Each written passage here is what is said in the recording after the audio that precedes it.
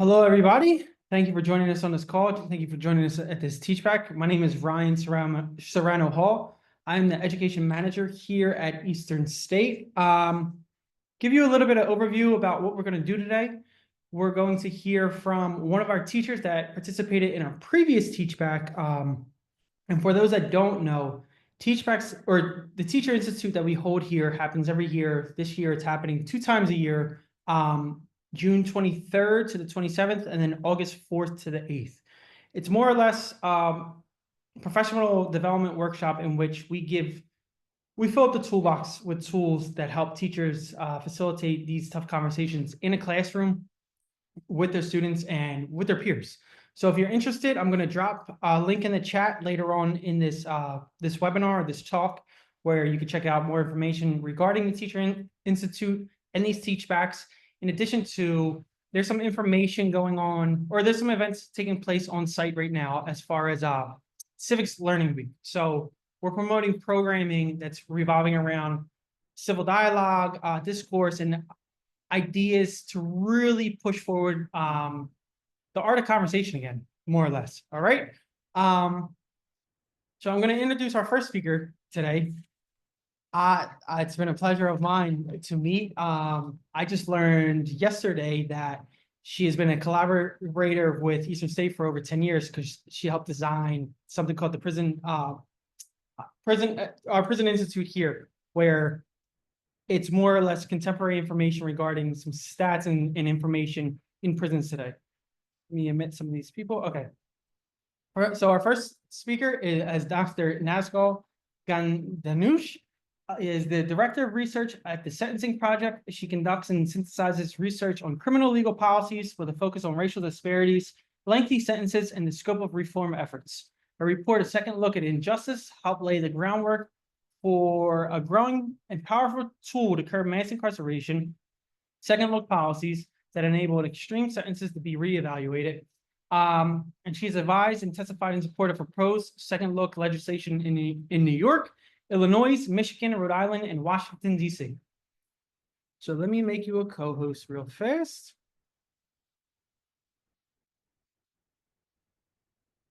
And I will turn the floor over to you. Thank you so much, Ryan. Hi, everyone. I'm really glad to see you all here today. I'm going to try to share my screen here. Let's see.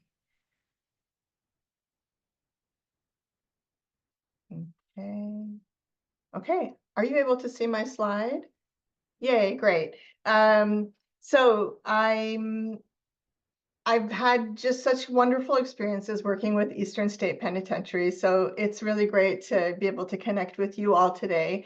The Sentencing Project is a research and advocacy organization based in Washington, D.C., and we do work on topics including youth justice and voting rights and extreme sentencing.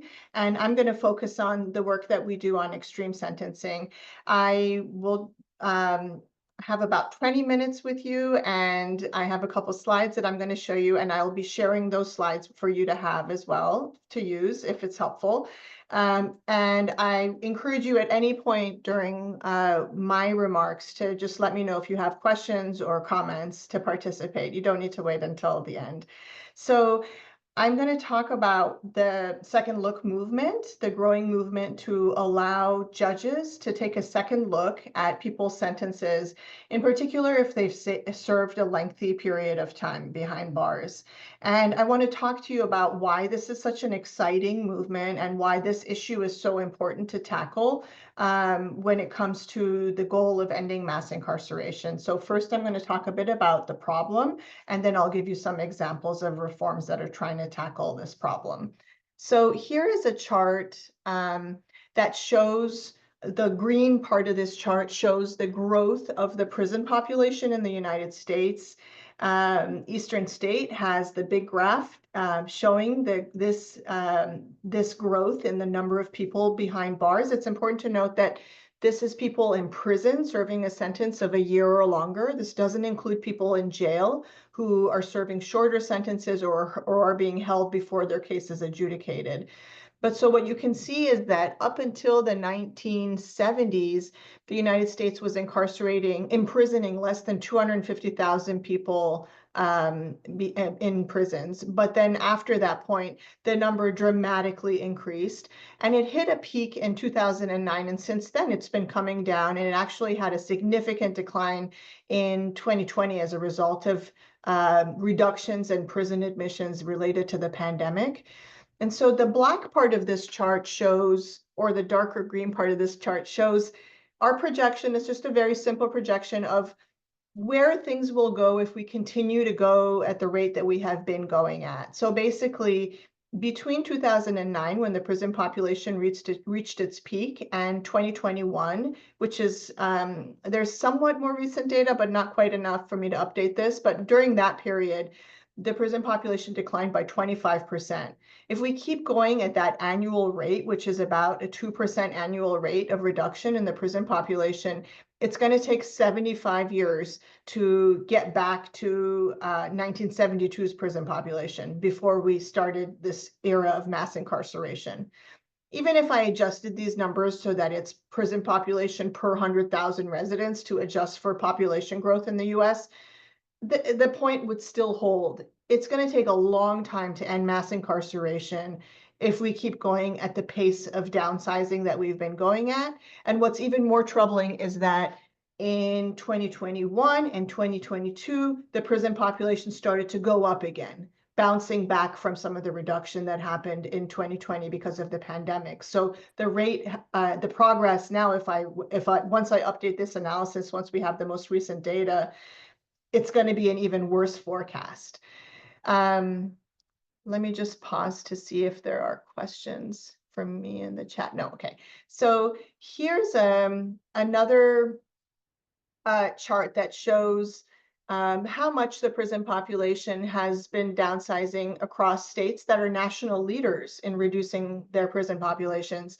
And you can see some states are doing really well. Connecticut, New Jersey, New York have reduced their prison populations by more than 50% since reaching their peak levels. Pennsylvania is above average down here at 28% reduction since it reached its peak level in 2011. But Pennsylvania increased its prison population in 2022 and likely did again in 2023.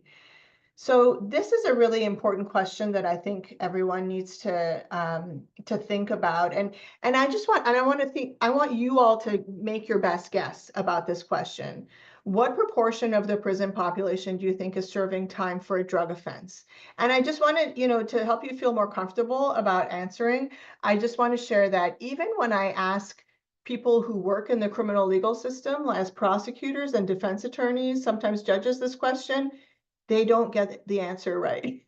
And so tell me, what's your best guess about how many people are in prison for a drug offense? What proportion of the prison population do you think is there? What percentage?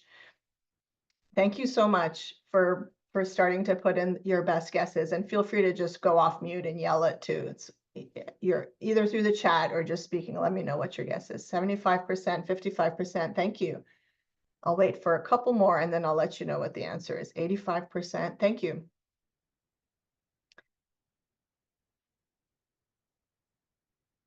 Okay, 50%. Yeah. So if you are thinking about a number in this range, this is very common. This is the range of answers I typically get. And are you ready for what the answer is? It's 17%. Only 17% of people in prisons are there for drug crimes as their most serious offense. Everyone overestimates this. Most people think it's over half. A lot of times people are guessing, 70, like 3/4. I think part of the reason for this is because maybe in the federal system, it's about 40% of people there in federal prisons for a drug offense, and the federal system gets a lot more media attention than, overall states maybe. Another reason I think is maybe a lot of reform work that's happened in this space has focused on people serving time for drug offenses. That's where most of the progress has been made in scaling back mass incarceration. And really well-known books like Michelle Alexander's New Jim Crow really focused on drug offenses and the injustice of people going to prison for drug offenses. And Michelle Alexander has subsequently said, I overstated the impact of the drug war. I should have said more about violent crimes and sentencing for violent crimes. And so I raised this question because I think it's really important to think about how and to recognize that if we want to end mass incarceration, we can't just do it by ending the war on drugs. That's not going to be enough. We have to also scale back how much we've increased sentence lengths for violent crimes. And so here's another chart that breaks down the prison population by offense type. The line at the top is the people that are the largest group of people, and that's people serving time for a violent offense as their most serious crime. Those crimes range from serious assaults to robbery. Any robbery is always considered a violent crime, even if someone isn't physically hurt, because there's a threat of force, to even more serious crimes, like crimes of a sexual nature and homicides, right? And so, and then the lower lines are drug offenses and property crimes. And you can see those lines are starting to come down, and that they've come down much more substantially than the line for violent crimes, even though when you look at crime trends in the US, since the 1990s, violent crime rates have fallen by half. And yet we've only barely begun to make a dent in the number of people serving time for a violent conviction. So there's a question here about what do you think about Anne Marie Johnson being made the new pardon czar for President Trump, and seems to be in contradiction with his push for the death penalty. Absolutely, there's a contradiction. In the previous Trump administration, it was more possible for me to talk about that, you know, with Jared Kushner having the position that he had in the administration, Trump's son-in-law, and Jared Kushner's father having been previously incarcerated. He really brought in a lot of momentum for reform, even though at that time Trump would sometimes talk about the death penalty. Now, at this point now, I think, you know, we're in a climate where there's just been a resurgence of the so-called tough on crime movement around the country, in state legislatures too. And at the federal level, the rhetoric has gotten worse, and legislators are considering, again, expanding mandatory sentences. And the little bit of support that the administration seems to have for reform, it doesn't seem to be as strong as it was last time around. And Anne Marie Johnson was a person that people were very excited about, that at least that's Trump is excited about and has put her in this position. However, at a couple days after he appointed her as the so-called pardon czar, he fired the person at the pardon office at the Department of Justice, Liz Oyer, who was doing a tremendous amount of work to get people's sentences commuted at the federal level. Thank you for that question. So I want to share with you some information about extreme sentences based on the research that the Sentencing Project has done. We've found that 1 in 6 people in prisons, nearly 200,000 people, are serving life sentences. So that's most of this population is serving life with the possibility of parole, which is not a sentence that exists in Pennsylvania anymore. And then after that group, there is life without parole. And then there's also people serving what are called virtual life sentences that can be up to 50 years or longer. So this is a really substantial portion of the prison population. Most of these people have been convicted of very serious crimes. Most of them have been convicted of homicide or other violent crimes, though there are a substantial number convicted of nonviolent crimes as well, especially in the federal system. And looking a little bit beyond life sentences to just lengthy sentences in general, we know that over half the prison population in the United States is serving or were serving sentences of 10 years or longer in 2019 when we last did this look. You know, 10 years is a pretty substantial period of time to serve behind bars. And so a lot of people in prison are expected to be there for a substantial period of time. In terms of racial equity, this is really important to think about extreme sentences, because we know that there are racial disparities in the prison population, but these disparities get worse as we look at lengthier sentences. So for example, in the general population, 14% of the population is African American. In the prison population, 33% is African American. Among people who've already served at least 10 years behind bars, 46% are African American. So the proportion of the population that's African American goes up with sentence lengths. And so tackling extreme and lengthy sentences is very important for eliminating the racial inequities that exist in incarceration. And the National Research Council, in this report that I have a photo of the cover here, has specifically suggested that scaling back long sentences is an important mechanism for reducing racial disparities in incarceration. So let me just take a quick moment. Core Civic and working, there's a question and comment about Core Civic running private prisons and deportations, and what are my thoughts about that?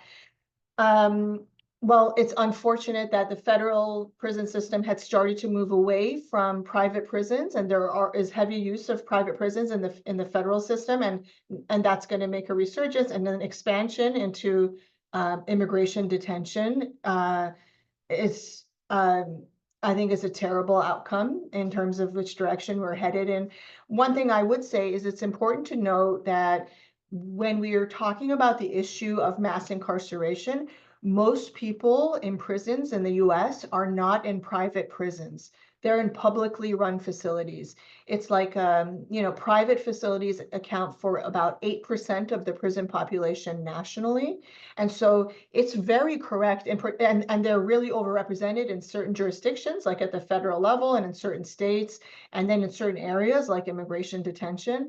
But I think it's also important to recognize that the problems that come with the profit motive that exists, not just with the private facilities, but with the vendors that are working in publicly run facilities as well, they can only get us so far in understanding why we have this problem of mass incarceration, because a lot of the problem just has to do with our politics.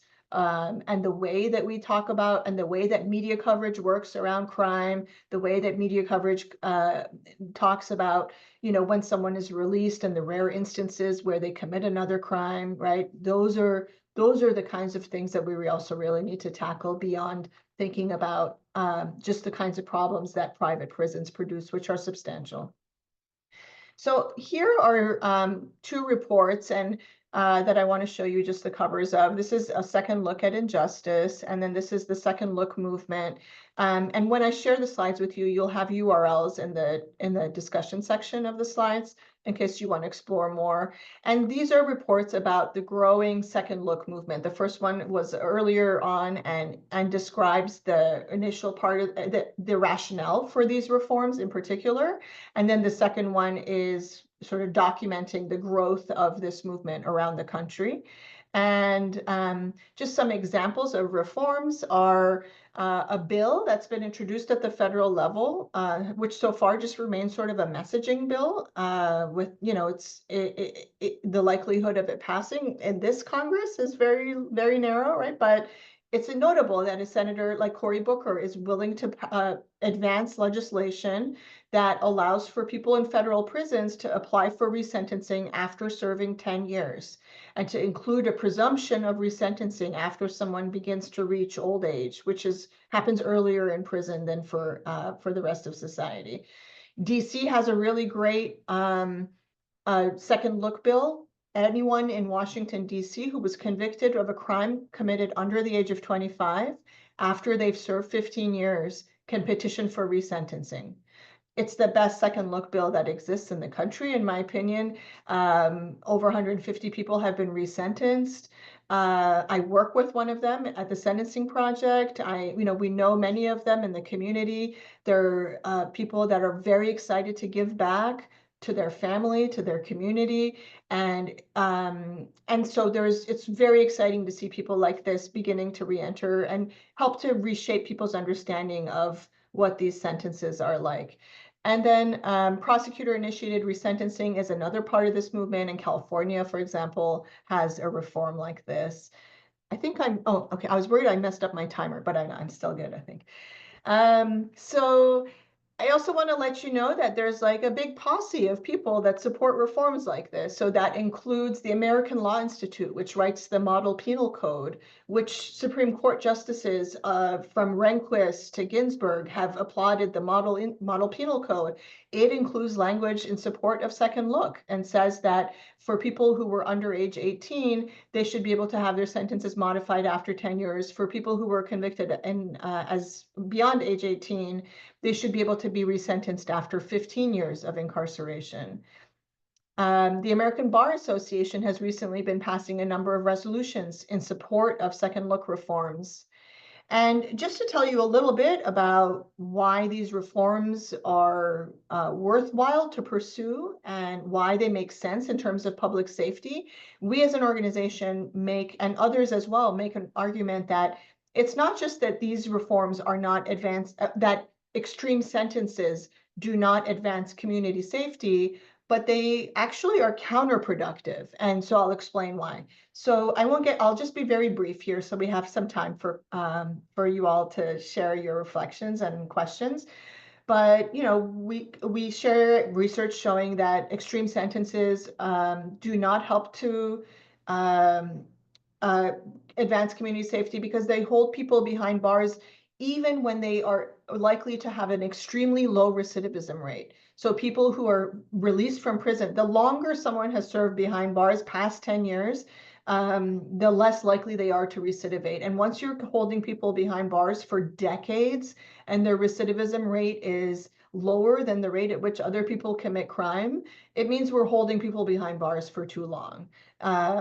So here's an example of a decision of a court ruling in Maryland that was called the Unger versus Maryland case. These are the kind of people that were released as a result of this reform. It was about 200 people, and it was found that their cases had problematic jury instructions, and so they were resentenced and released. It was about 200 people. If it weren't for this case, they would still be incarcerated. These people had parole-eligible life sentences, but there's hardly any parole that happens in Maryland. And look at this population. Like, look at how old these individuals are. This is not a population that's likely to be a threat to the community, and their recidivism rates bear that out. They're extremely unlikely to commit another crime.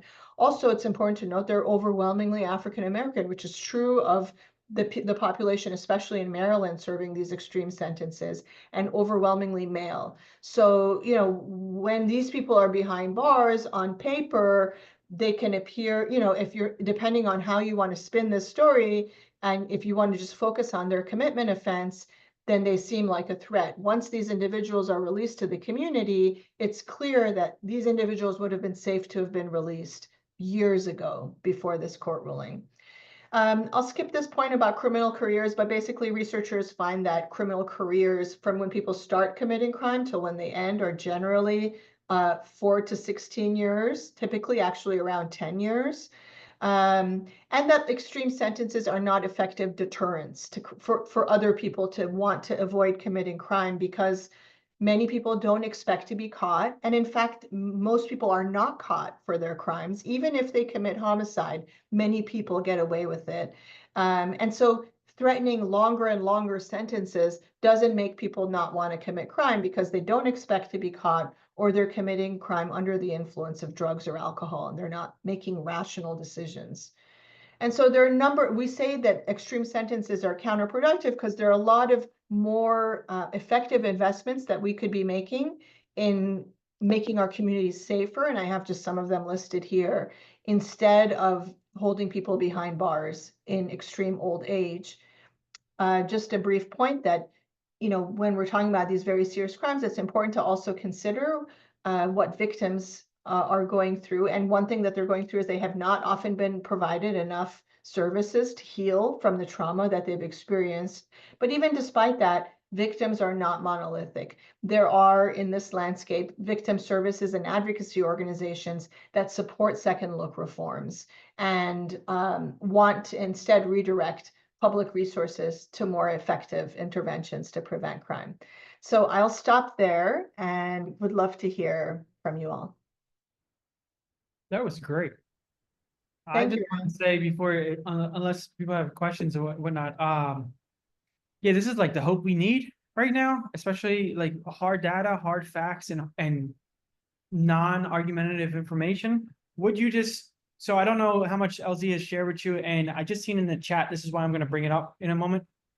Kim Barbin and Kim Walker from last year with the Institute slept visiting the individuals in the state prison, the seniors.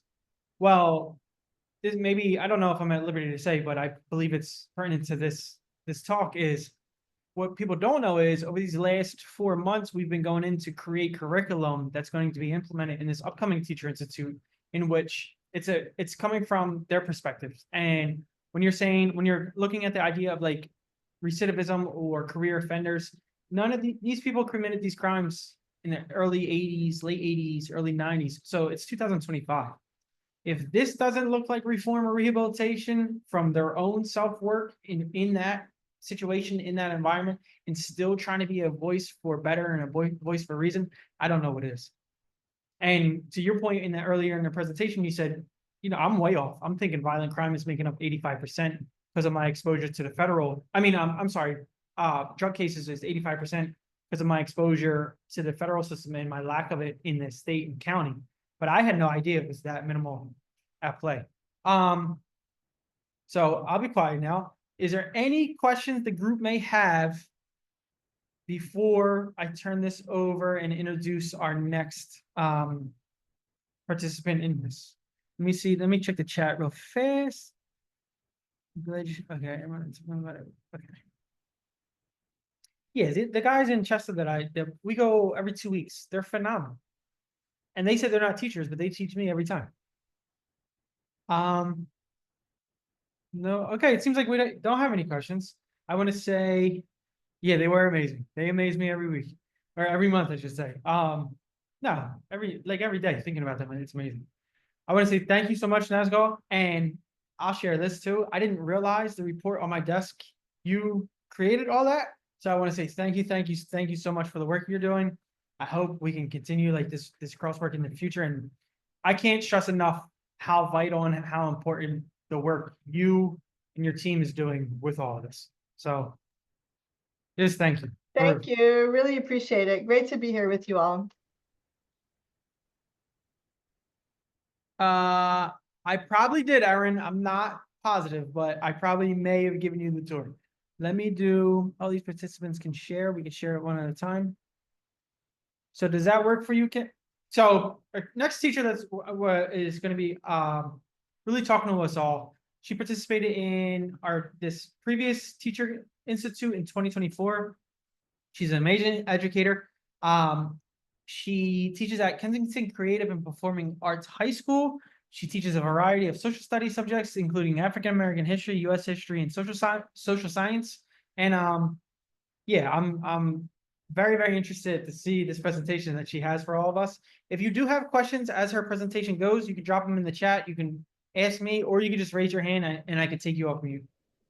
But without further ado, Miss Walker, Kimberly Walker, and the floor is yours.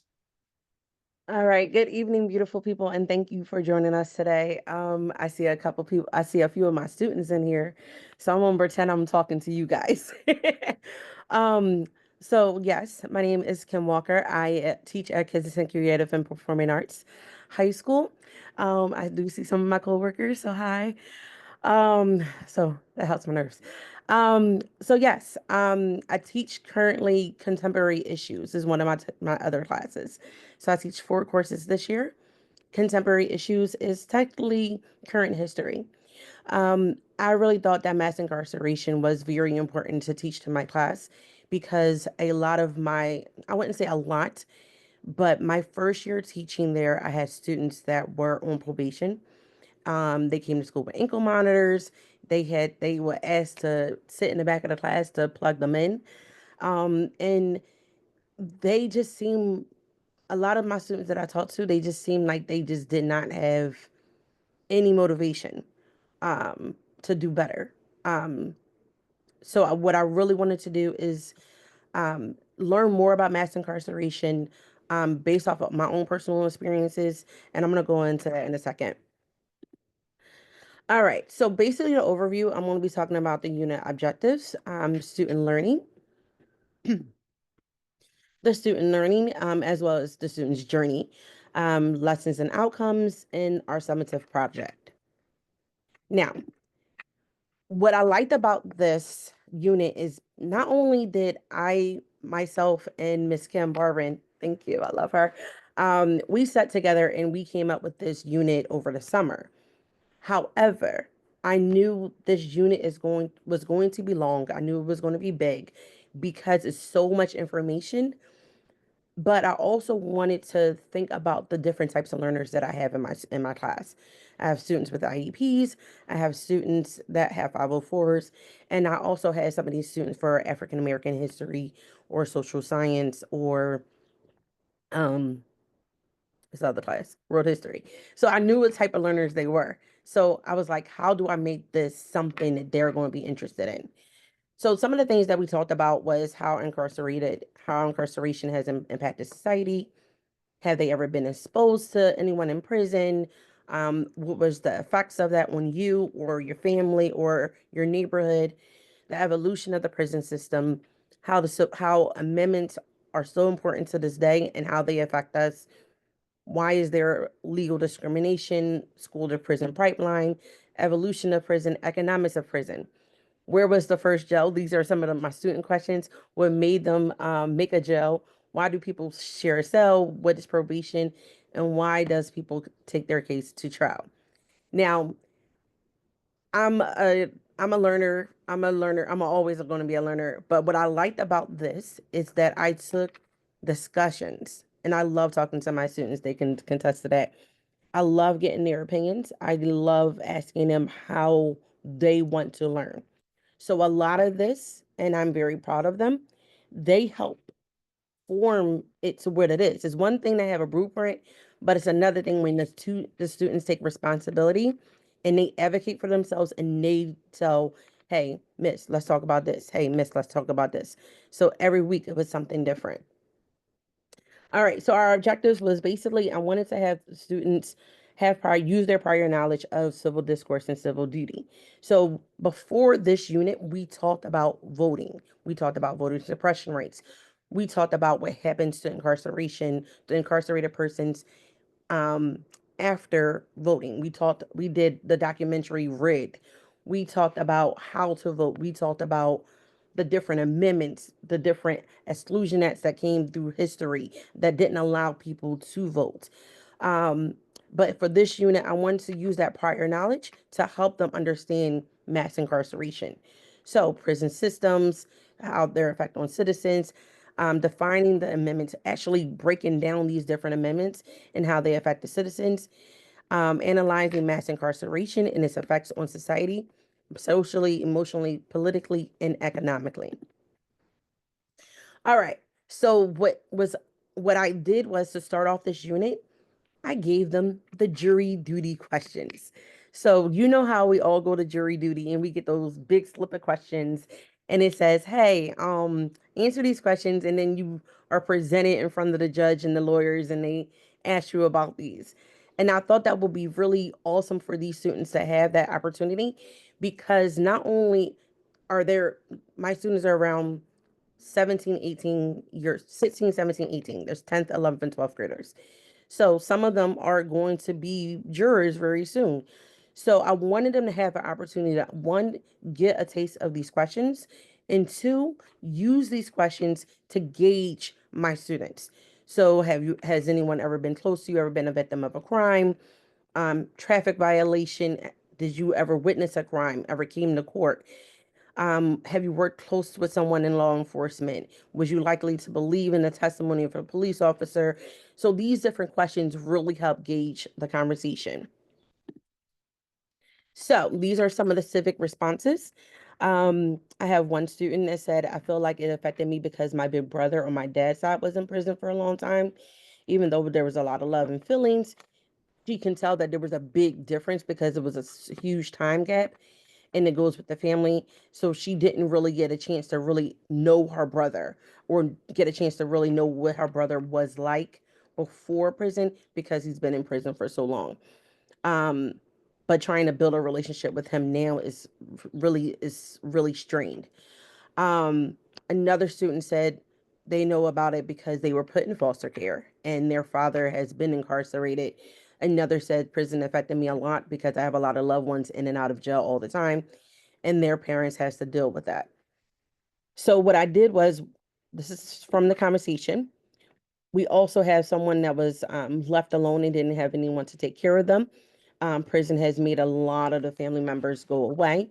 Another person said that it affected because their brother currently in prison and they have been in there for so long. They don't in the house or has been in the hole, so they haven't had a chance to really talk to their brother. So she's hoping to be able to talk to him soon in order to interview him about his experience. Um, Another one whose father has been in jail all her life. So she knows that it's affecting the Black woman and the Black man in the community. So the product of our environment. What I wanted to do is I also wanted to play them Che Lingo. So Che Lingo, he is a performer in Britain, and he was asked to do a TED talk about race and racism. But when he was on his way there, he had a very interesting experience. I don't want to take up much of your time, but I really thought that this was something that hit home to a lot of the students. And I remember they asked me to play it, and I had to download the transcript for them. Ultimate sacrifice when you have a child, but where did selling children a dream become the local tender? So we called a girl we linked last month, because she lives on her own and was sprung off their last. He knew it wouldn't last long, but emotions were high, money was low, and in regards to resort, she was the last one. So we stayed and started dealing to keep up with the apartment. They got close. She ended up getting pregnant. He was the father, or so we thought. She knew he weren't the dad, but couldn't bear that. Confessing what she'd done, their relationship, it would tear that, because she'd long fell in love, but she knew that he wouldn't hear that. She got drunk at one party he happened to not be there at, vomiting in the toilet with someone holding her hair back, then had a one-night stand with her childhood crush, bareback. Now he's dealing to support a household he never built, with a woman too scared to admit that she wasn't real. There's a lot of brothers shot and it's wrong and it's evil still, but the dealer isn't born from the deal. So consider this a letter to that male that's posted up on the blocks, by the shops, dealing with all them grams, chilling back by the flats, perceived to be in a gang, just doing it for his kid. Or at least the one the baby mum lost and got him believing that he's the dad. If you hit a bit, start by conceiving another plan. It's not shot, move, it's deeper than all of that. It's not non-stop loot, it's deeper than all of that. It's never short term. But you needed your Skrilla, fam. You're doing more than any 9 to 5 could ever pay you, but your aims have gotten buried beneath it all, and it's mad because your boy's got a line and your meetings all overlap. And he doesn't like the fact that you're eating what he could have. You never thought your G would be stealing away your plan, but that's what happens when those green-eyed demons invading camps. Of course someone's gonna crack and show their true colors. Because it's golden to the green's got a brother seeing red. Then it's white lights, death, and people all dressed in black, or blue gloves, silver cuffs, and police all up in your flat. Now you're 24, backup mums, nothing to account for. And when they ask you what you're doing now, you never sound sure, because JSA is the only legitimate PU bag, so you revert and start running them packages and them scams. You buy a night puffer with a hood that goes deep, so your family don't notice you on the street, and that you that snitched on you don't clock you and want to beef. And before you know, you're going OT for a little cash, more regular. Now you're intrigued when you bring it back, because you realize that you're up and you're secretly feeling gassed. Had a taste and now you're hungry, and really it's kind of sad, because you never wanted this, but there's no receipt in the bag. No one said it would be easy. Your feelings are all intact, but now your son don't know you. Your mum don't phone you, and there's no one that you feel like you can run or go to, because no one understands what you've done or go through. It's a vicious little cycle that's breeding another batch. The system broke down and they're treating a brother bad. It goes round till you're under the ground or in a van with your wallet, your belt and your keys all up in a bag, and now you're locked up in a cage and they're feeding you from the hand like an animal. My brother, they're feeding you from the hand. But when that line pops and your peas are all in a stack, it's hard to escape. There's a reason it's called the trap. So the reason why I thought this regulated with my students is because my students and myself, I live in Southwest. I grew up in the projects. Okay, I grew up in Bartram Village. So you always seen drug dealers. You always seen the drugs on the street. You always have to walk around it on the playgrounds, everything. On top of that, when you see limited opportunities. You're going to be limited and you're going to feel limited. So this is why I thought this would be perfect for them, because it is called the trap. You are limited on certain things and you feel as though you can't get up. So this is where you're going to go. You're going to start selling drugs. You're going to start hijacking cars. And then having students being arrested for carjacking or stealing or having a gun on them, and seeing that this is not just happening here, but it's happening in other places. I needed them to understand you are more than that. You are more, you are worth it. So when I gave them this poem, when I showed them this, I had them think about what they see on a daily basis. They talk about that we're up there in Kensington. So we're near Allegheny and York and Dolphin. So they see this on a daily basis. They see their friends doing certain things. They see people in their neighborhood doing certain things. And I do not want to continue to have my students be a part of the trap. Ultimate sacrifice So when you have a child. from there, what we started doing is we started breaking down the Constitution. Okay. We went down to understanding the preamble of the Constitution, breaking down the 13th Amendment, breaking down the 14th Amendment, and breaking down the 15th Amendment. What I wanted them to understand is how slavery is still possible here in our society. So when we broke down all these, based off of what the preamble of the United States Constitution is saying, is it a fair justice system that they have?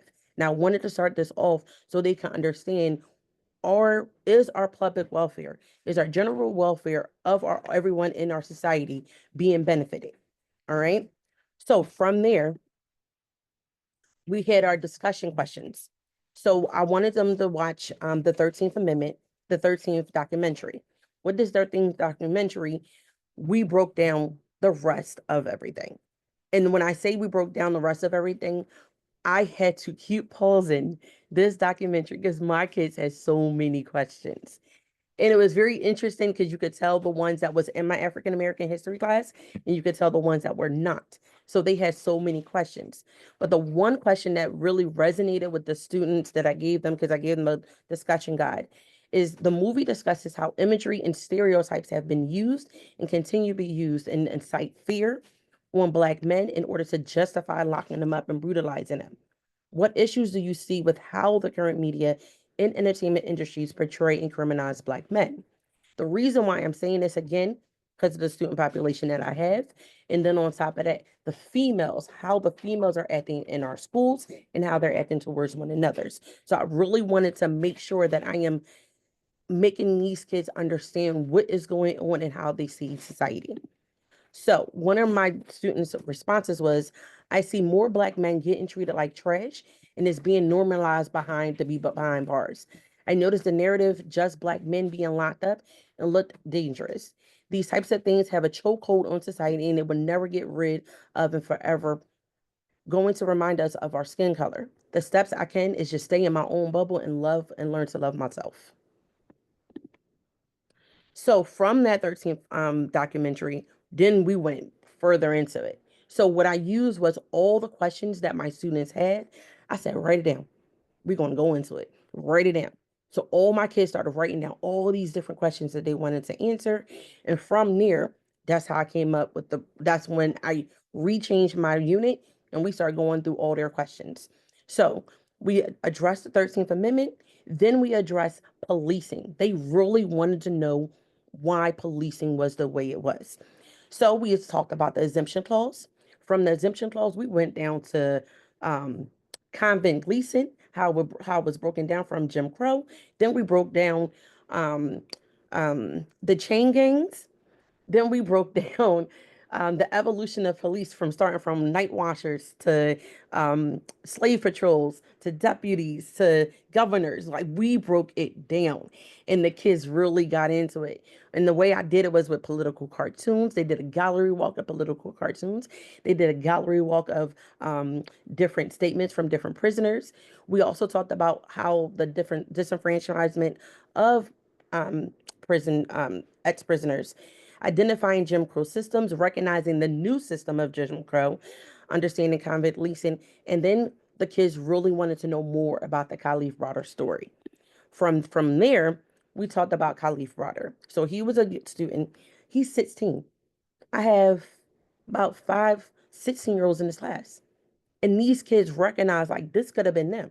They go out every night with their friends. They all carrying a book bag. But he was arrested because he had a book bag and he matched a description. So I have students that said this could be them. So he was a young man that was held in jail for 3 years awaiting trial, still in a book bag.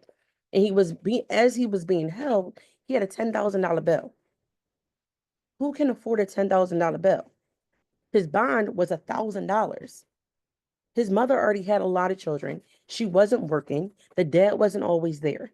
So they had to wait. He had to wait almost a year, not even, to raise money to get $1,000 bail. When mom finally had the money, his bail was denied and no one knew why. No one told her. So from there, we broke down his case even further. We went into the Sixth Amendment, the Fourth Amendment, the Eighth Amendment. And then we recognized and then the students were able to recognize his case, and they were broken down like this is where the miss was in this case. This was the miss on this. Then they recognized his mental health and what happened to him before and after.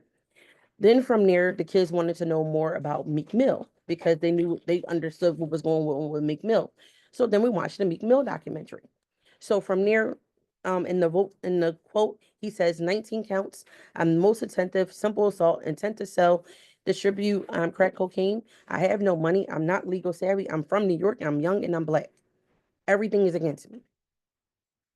So from there, we did a documentary analysis. So not only did we we looked at his documentary, but then we went into his opinion piece. And then the students start coming up with different ideas on how to address it, not only in our school, but in the community they live in. So from there, we went into probation, parole, jurisprudence, the Fourth, Fifth, Sixth, and Eighth Amendments again. And then we had a wonderful opportunity to come to Eastern State. The kids were so excited to go there because they'd never been to a real prison before. The way I did it was before we went to this prison, I talked to them. We had a lecture about the different types of prisons. The different types of prisons, the different systems of prisons, how did they begin, and what they were intent for. Okay, so this is a picture of my students. So what I loved about this is that we broke our kids down into about 5 groups, and they all had different experiences. But what I asked them to do was, I want them to take pictures. I wanted them to take pictures, and I wanted for them to see something and understand something. So it says, have you ever broken the law? They were able to go upstairs and see the congregate system, and they were even able to recognize it. Then we was able to look into one room, and then they were able to see the one window that they had of such sunlight. And that was very interesting to them. They was like, Miss, wait, what? For how many hours? So this is prison today. And then they had a presentation. So we had half of the students that went to the store, that went to the trip. So what they were supposed to do is the students that did not go on a trip, they were going to do their own Teachback. So what my students then did was those pictures that they took, they did a think, see, and feel. What do you think this picture is telling you? What do you see in this picture? And then how does this picture make you feel? So in those, then what we also did was we printed out additional pictures and used that as a gallery walk. So then everyone can experience what they all experience. Because a lot of them, like I said, we broke the students up into 5 different groups. So everybody saw something differently. So as you can see here, we have one of my students, Asan. That picture of all the victims really affected him because he's like, Miss, like they were young, they're old, like, wait, they did what? This person did this. We have Jahad, he saw the solitary confinement one, and then Sophia, she recognized Capone's cell. Like, why is it different compared to everybody else's? Is money a factor being a prisoner? So she had those different questions. So then right now what we're doing is we're talking about Unlocked. Unlocked is a jail experiment where a sheriff is wanting to open up one wing in his jail and make it into where they're not locked down for 23 and 1.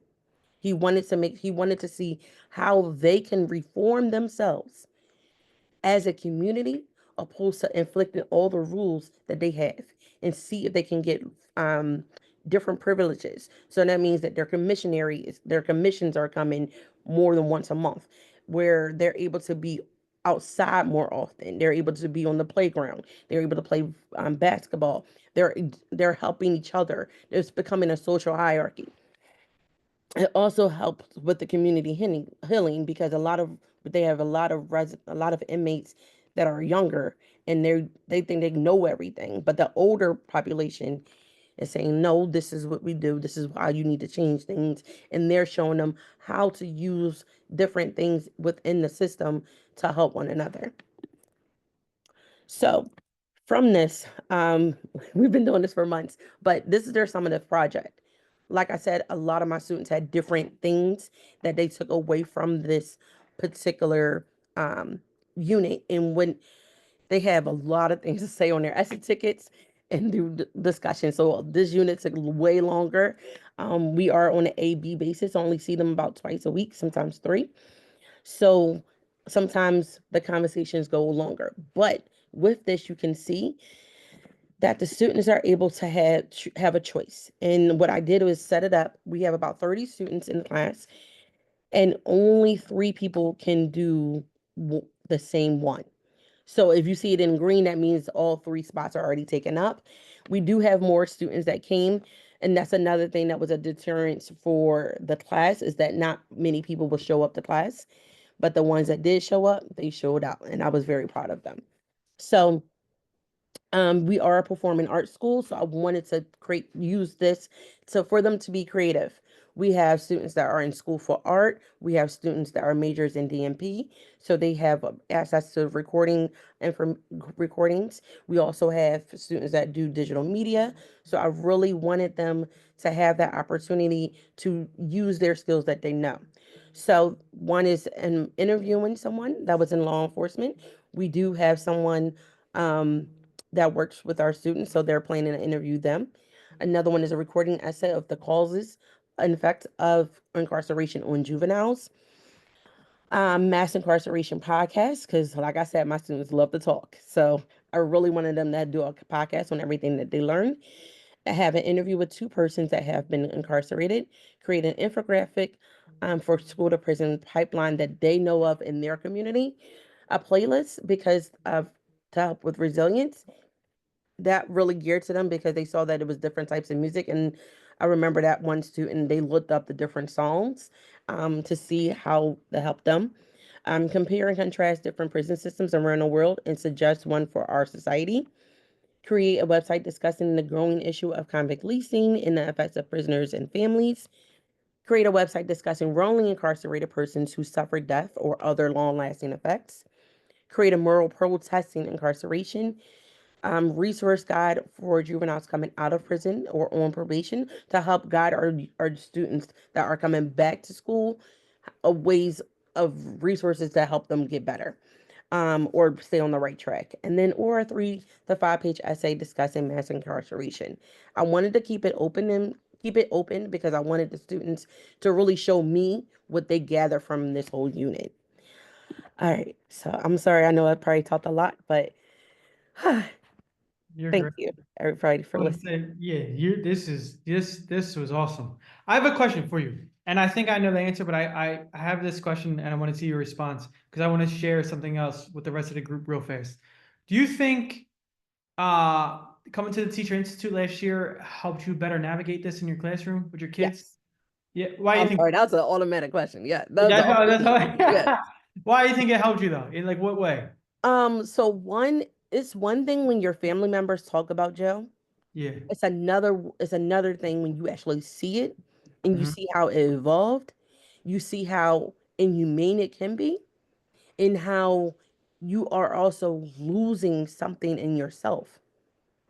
Yeah. Okay. Because my thing is, we have people that are being arrested for long periods of time for whether it's simple assault or robbery or what have you. And we have so many people being arrested for so long periods. When we were talking, we did a lecture on the war on drugs and the 3-strike rule, and we broke down how the sentences were in class.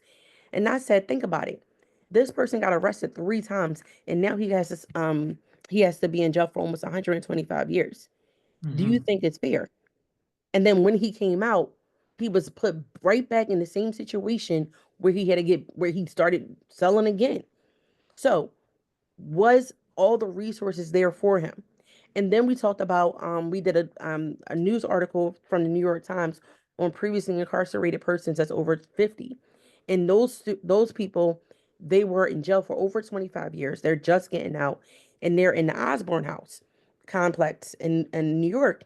And those people, some one, they're on diabetes, they have high medical bills, they don't know the new technology. Someone is just starting to know how to do the transit system.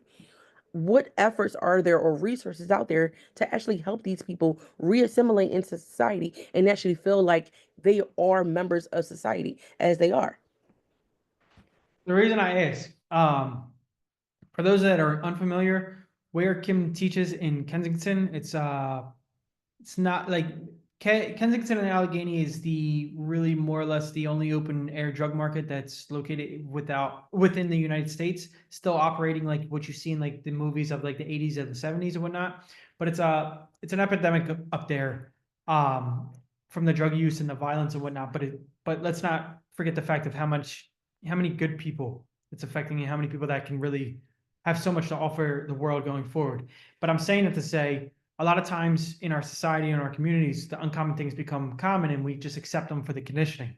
So to point something else out, Kim is from 57th in Lindbergh. I'm from 63rd in Elmwood. It's what, like 5 blocks away, 6 blocks away and whatnot. Us having to go through this or learning what we're learning, this has all affected us maybe directly or indirectly or through our neighborhoods, but it's still kind of difficult to talk about in a public setting. So what I was trying to really like conjure up is having the support of your peers or seeing how much this really affects your students of what you just learned, right, through it all. These difficult conversations have to be had to come up with the solutions we're looking to see going forward. So I just wanted to put that out there.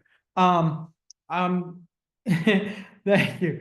I know I'm going to respect everybody's time. I'm just going to show you a small activity that you're able to implement in your classrooms or in any sort of learning situation.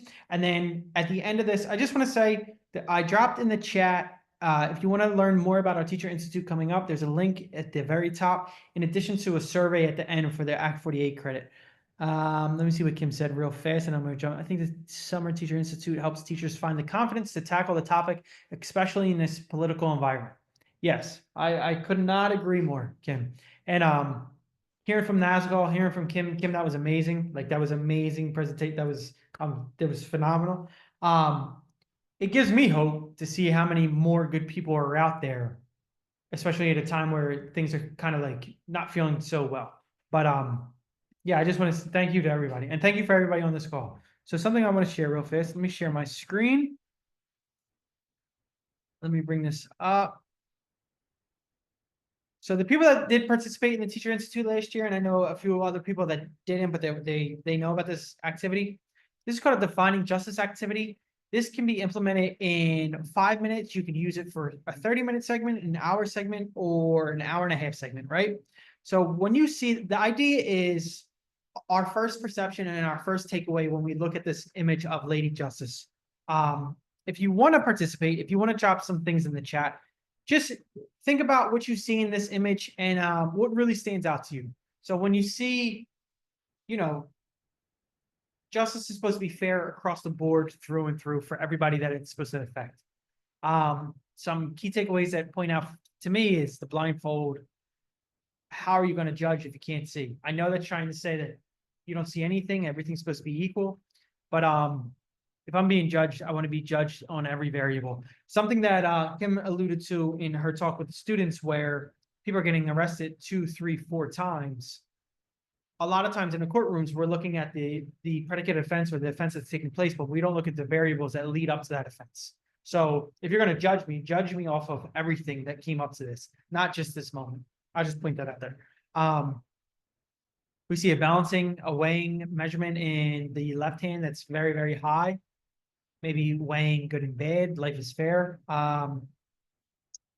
My rebuttal to that is we're not all starting in the same starting points, even like with me, Kim, growing up in the same neighborhood, our upbringing is actually that's a bad analogy. It's very similar, very, very similar, just on a different block. That's all.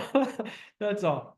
But this can be implemented in the classroom, in the students. So you ask your students, what is your key takeaways? What do you see when you see this? And what's it really invoking you that you want to speak about?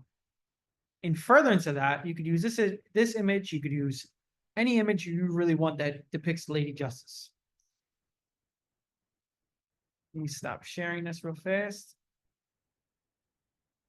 When that activity is done, you then go into a program. What we do here at Eastern State at the museum, we then go on a tour and we talk about the start of the origins of Eastern State all the way up into present day. Earlier in this call, I mentioned that Nazgol was really the main consultant or person that created something. I misnamed it. It's called Prisons Today. It talks about the contemporary issues and the rates of incarceration all the way from 1920s to present day. Now, coming off of that defining justice observation, Q&A, or just input, you then ask your students, or you can implement this in your students, talking about the history into present day. What does justice look like going further? What is it? What is the next step in what do we want to see it looking as? This can be done in an arts and crafts type of way, just like Kim's school, where it's a performing arts high school. It could be in a creative type of way, or it could be more practical in the sense of like what I just said in the beginning of this. Don't judge off my current mistake. Ask me how I got here and why I got here. That scale that we see in Lady Justice's hands, if we're going to say everybody's growing up equal, we know everybody on this call that not everybody's growing up with a two-parent household. Somebody might not be growing up in a stable environment in a safe neighborhood. Some people might be growing up on a farm. So to say that we are supposed to be judged equally, and I know Miss Barbin is going to round me up in the comments here. What is equal anymore? Through Nazgol's presentation, through what Kim just showed us, through our historical data and what we learned about, it seems that the scales are tipping, not in a beneficial or positive way regarding certain individuals or certain demographics, and it's just doesn't need to be like this. You guys as being teachers, and you mentioned some of your students are on here, we're responsible for making tomorrow a better place, whether that's in a classroom, in our communities, amongst each other, or just in a neighborhood. And through education, I believe that is the solution to this. It's cliche. They say when you know better, you do better. That's not necessarily true. But when you know better or you know more, you can do better and you can do more. I'll say it like that. Again, can I see? Okay. So one thing for sure, we have the information from everybody that signed up for this talk today. I'm going to send out on Monday the slides that Nazgol presented. I believe the slides that Kim presented. Please fill out the survey that I dropped in a link. Does anybody need me to send it to them specifically? This way, if you are looking for the Act 48 credit, I want you to get credited for this. Yeah, your presentation, Kim, it's amazing that through that institute, through you working with Kim and through all your conversations, and to see that be created. And I'm just going to say you took a little bit what I do, where you cater it to the students. What do you use when to talk about? What do you use when to get into? You can't help somebody without them telling you what the problem is. And you can't provide a solution to them without understanding that if they understand that this is the solution going forward. So how do we fix the problems in today's world if we're not allowed to talk about them? And I think that's something that's the Teacher Institute and something like these calls are doing, in which it's giving us the ability and the confidence again to have these conversations where we don't have to agree, but we can disagree in a more respectful, gracious tone, if that makes sense. I hate to put you on the spot. Does anybody have any questions for Kim specifically? Let me see. You can put them in the chat. If you don't want to talk, you can come off mute. If you want to do that, you can raise your hand. I'll take you off mute. Which is a survey link? Okay. I will send it right now. Does any of my students want to talk about their experience? How about that?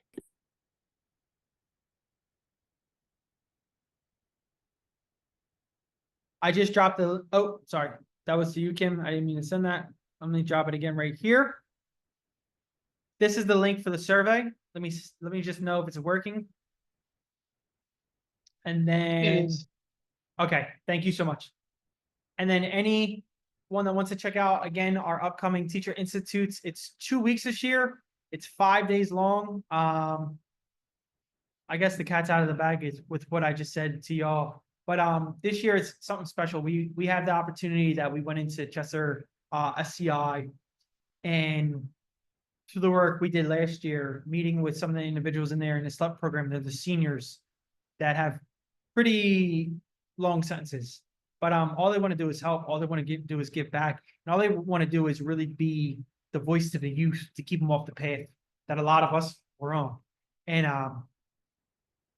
to see people after all these years still trying to be the voice of reason, voice of good, even when society said they aren't or they're not capable of it, and seeing their resilience in it, it speaks volumes, because here you are with the idea of reform and rehabilitation, living, walking, breathing in front of you. But unfortunately, for how the laws and what Nazgol was touching on, sometimes either people are time barred from their appeals, or the situations are pretty serious. But as long as we can leave an impact of a positivity and change going forth, I think all of us have the moral obligation to do so. So I'll say it like that. But is there any questions before we wrap this up? I just want to be mindful for everybody's time. Yeah, they're amazing guys. They're amazing people. And I think I heard, or I think this is from earlier. I don't know if everybody's familiar with Brian Stevenson. We are not the sum of all of our mistakes. We're a lot more better than that. And something I like to attribute this to is, can't win without losing. Can't learn without making mistakes. You know, it's trial and error.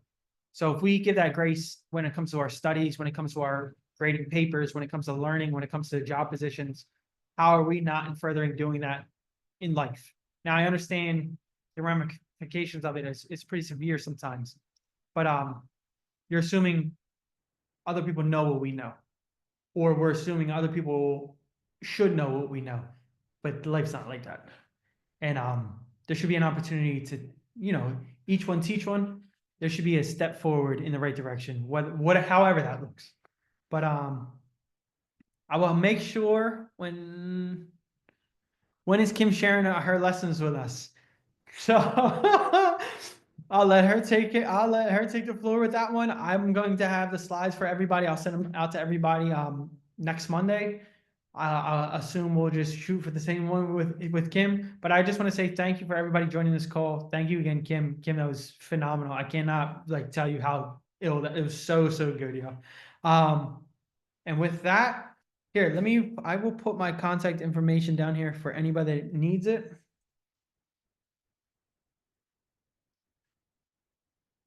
And I just want to say thank you again. Thank you for sharing this time with us today. Thank you for sharing the feedback in the chat and coming off of mute. But just thank you for engaging with us, giving us this time. And I hope everybody has a great weekend. Ryan, thank you for this opportunity. And Miss Kim, I love you. Very much so. Thank you, everybody. Good night, everybody.